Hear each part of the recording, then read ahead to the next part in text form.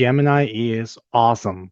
That is why this new release of Win360 will allow user to connect to their Gemini API key to kick off a session. Simply pip install Win360 CLI at any terminal, then enter Gemini API key and choose the latest model, and you are good to go.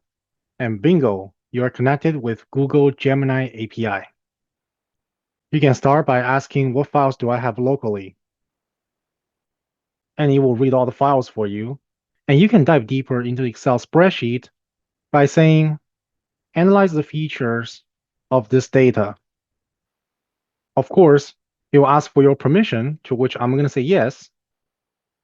And voila, just like that, I have a detailed discussion of the list of features in this Excel spreadsheet locally in my directory.